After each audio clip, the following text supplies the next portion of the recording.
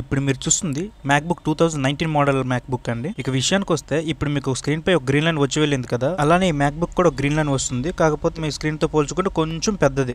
Something is wrong brother. Something ఏంటి భయ్యా? Everything wrong లాగా ఉంది ఇక్కడ.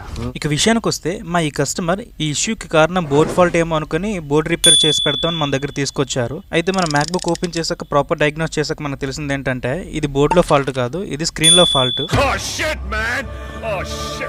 మీ మ్యాక్బుక్ స్క్రీన్ ఇంటర్నల్ గా డ్యామేజ్ అయ్యింది, మీరు డెఫినెట్ గా స్క్రీన్ రీప్లేస్ చేసుకోవాలని మా కస్టమర్ కి చెప్పడం జరిగింది. ఆయన స్క్రీన్ రీప్లేస్మెంట్ కి ఓకే అని చెప్పారు. సో వెంటనే దీనికి ఒరిజినల్ స్క్రీన్ తీసుకొచ్చామండి. ఇప్పుడు ఏదైతే ఫీల్ మా కస్టమర్ పొందుతున్నారో ఇకపై కూడా ఆ ఫీల్ వస్తుంది. సో స్క్రీన్ రీప్లేస్ చేసిన ఫీల్ అయితే ఉండదు. రిపేర్ లో అయినా రీప్లేస్మెంట్ లో అయినా క్వాలిటీ విషయంలో మా టీం ఎప్పటికీ కాంప్రమైజ్ కాదండి. ఎందుకంటే డబ్బులు ఎవరికి ఊరికే రావు. మేము ఎప్పుడు మా కస్టమర్ కి ద బెస్ట్ సర్వీస్ ఇవ్వడానికి ట్రై చేస్తాము అండ్ ఇస్తాము కూడా.